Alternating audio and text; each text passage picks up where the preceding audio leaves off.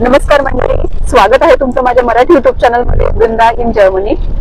तर आज आपण जात आहोत खास एका वेगळ्या ठिकाणी, पण त्या अगोदर अद्वय मागे जांभळा देत आहे, त्याला आळस आलेला आहे प्रचंड। आणि मागे आहे अनघा आणि आहे अद्वय, दोघांना प्रचंड झोप आलेली आहे। आणि इथे आहे परेश। तर आज आपण जात आहोत खास अशा ठिकाणी जर्मनी मधल्या हायडेलबर्ग या ठिकाणी इस्कॉन टेम्पलला। आणि तिथे आज खास एक वेगळं फंक्शन आहे, तिथे आहे रथयात्रा। तर खूप सुंदर असते।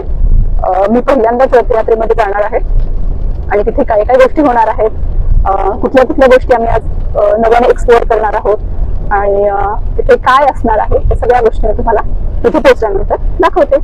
मी तुम्हाला माझा प्रवास थोडासा दाखवते। आजचं वेदर जे आहे इथलं जर्मनी मधलं ते प्रचंड खराब आहे। तुम्ही बघू शकताय सतत पाऊस आहे, आभाळ गच्च दाटून आलेले आहेत आणि थंडी सुद्धा आहे आणि टेम्परेचर आहे 16 डिग्री। त्यामुळे मागच्या आठवड्यामध्ये खूप चांगलं वेदर होतं, पण या वीक मध्ये खूप डेंजरस आहे। तरी चला बघूयात हायडेलबर्ग मधलं वेदर कसं आहे ते। आय होप तिथे थोडंफार चांगलं असेल। अशा प्रकारे आपण आलेलो आहोत हायडेलबर्ग मध्ये। तुम्ही इथे बघू शकताय रथयात्रेसाठी संपूर्ण भक्त जमा झालेले आहेत आणि आणखीन काही भक्त येत आहेत। आणि एवढा पाऊस आहे, वेदर इतकं खराब आहे, तरी सुद्धा भक्तांचा उत्साह काही कमी नाहीये। छत्री, रेनकोट, पूर्ण तयारी जोरात आहे सगळी। श्रीकृष्ण रथयात्रा म्हणजे जगन्नाथ रथयात्रा हे भारतातील एक असं पर्व आहे की ज्यामध्ये भक्त देवाला भेटण्यासाठी नाही, उलट देव हा भक्तांना भेटण्यासाठी रथयात्रेतनं आगमन करतो। तर ही रथयात्रा का सेलिब्रेट केली जाते याच्याबद्दल थोडक्यात माहिती घेऊयात। एकदा काय झालं, भगवान श्रीकृष्णाची बहीण सुभद्रा यांनी नगर फिरण्याची इच्छा व्यक्त केली। तर मग काय, मग श्रीकृष्ण आणि त्यांचे मोठे बंधू बलराम आणि बहीण सुभद्रा हे तिघेही निघाले नगर भ्रमंती करण्यासाठी। आणि त्यानंतर 7 दिवस हे त्यांच्या मावशीकडे कुडीच्या मंदिर या ठिकाणी वास्तव्य केले। त्यानंतरच भारतामध्ये जगन्नाथ रथयात्रा म्हणजेच श्रीकृष्ण रथयात्रा हे पर्व अगदी धूमधडाक्यात साजरा करण्याची पद्धत सुरू झालेली आहे। तुम्ही बघू शकता आमच्या मागे पण रथ आहे, ते किती सुंदर दिसतंय। आणि आम्ही आहोत जर्मनी मधल्या हायडेलबर्ग मध्ये। आता रथयात्रा सुरू झालेली आहे आणि सर्व जे भक्त लोक आहेत ना ते पूर्ण कृष्णमय झालेले आहेत। पावसामध्ये भिजूनही कोणाच्याही भक्तीला अजिबात फरक पडलेला नाहीये।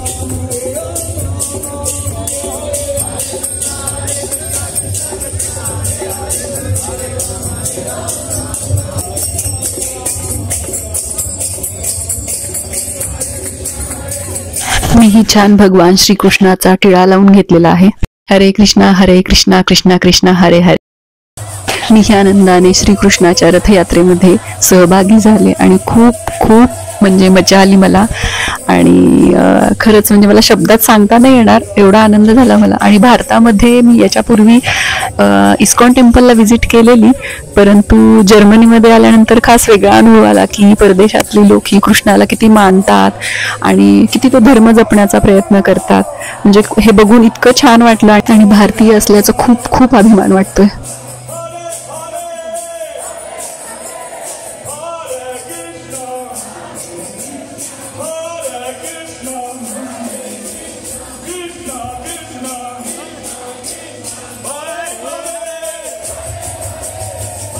एकशे 150 पेक्षा जास्त देशांमध्ये इस्कॉन टेम्पल आहे आणि त्यापैकी 135 पेक्षा जास्त हे युरोपमध्ये आहेत टेम्पल्स।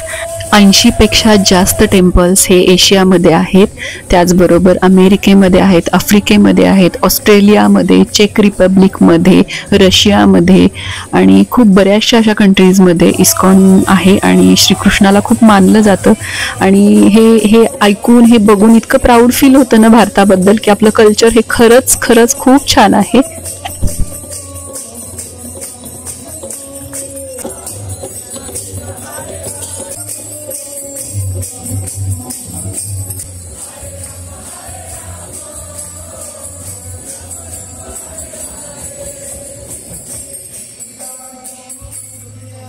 सर्व महिलांनी पिंक आणि ब्लू असं कॉस्ट्यूम केला आहे आणि बऱ्याच जणींनी छत्री पण मॅच केलेली आहे त्याच्याबरोबर। या रथयात्रेमध्ये सर्व भक्तांसाठी बऱ्याचशा प्रकारचे प्रसाद वाटप झालं. तर त्यापैकी हे असं बिस्किट आणि असे लाडू मिळाले मला, आणि बरेचसे फ्रुट्स पण होते, जसं की ॲपल, सफरचंद, बनाना आणि खूप सारे वेगवेगळे फ्रुट्स पण त्यांनी वाटले.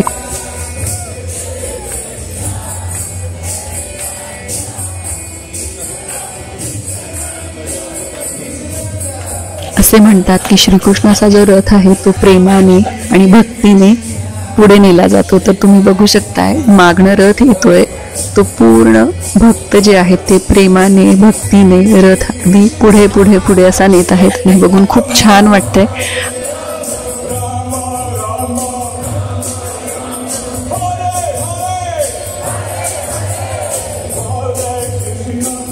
ही जी 2024ची रथयात्रा आहे, श्रीकृष्ण रथयात्रा, ही हायडेलबर्गमध्ये युनिव्हर्सिटी प्लाट्स हे जे सेंटर प्लेस आहे इथे झालेली.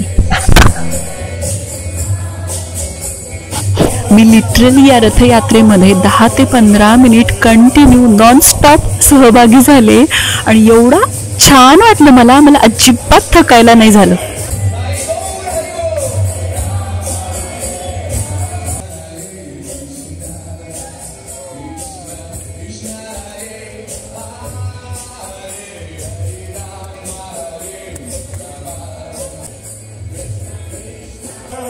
आणि मला सांगायला खूप आनंद होतोय की जर्मनीमध्ये हायडेलबर्गचे पूर्ण रस्ता कृष्णमय झाला होता.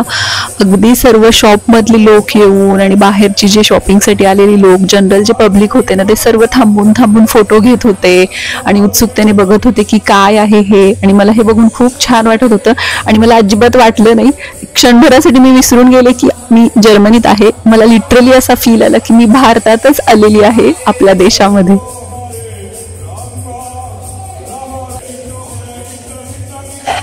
रथयात्रेचा संपूर्ण सोहळा बघून तर खूप आनंद झाला, पण सर्वात जास्त आनंद याचा झाला की मला रथयात्रेमध्ये या सहभागी होता आलं.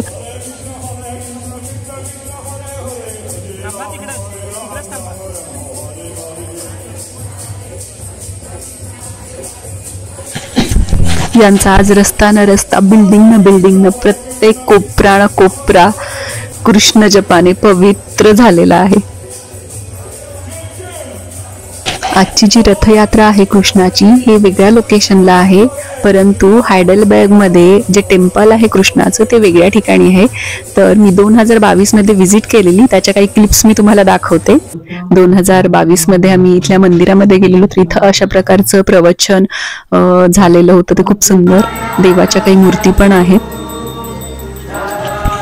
मोस्टली सॅटर्डे इथं ओपन असतं मंदिर आणि अशी आरती वगैरे असते आणि खूप सुंदर वातावरण होतं. आणि अनघा किती छोटी होती 2022मध्ये आणि खूप छान वाटलेलं. आम्ही तिथेही खूप दिवस पूर्ण स्पेंड केलेला तो मला आठवतोय. आणि छान मी पार्टिसिपेट केलं होतं इथे पण थोड्याशा इव्हेंटमध्ये. त्यानंतर आम्ही इथे प्रसाद पण घेतला होता. 2022 नंतर मला हा आज योग आला की परत इथं श्रीकृष्णाचं दर्शन घेण्याचा आणि तेही डायरेक्ट रथयात्रेमध्ये सहभागी होण्याची संधी मिळाली. त्यामुळं खूपच छान वाटलं. हरे कृष्णा कृष्णा कृष्णा हरे हरे, हरे रामा रामा रामा हरे हरे.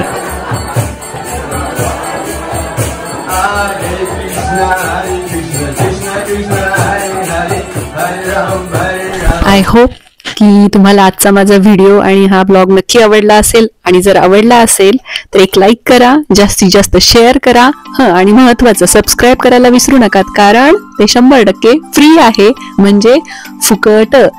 चला तर मग भेटूयात पुढच्याच अशा एका इंटरेस्टिंग ब्लॉग सहित. तोपर्यंत बाय बाय, टेक केअर.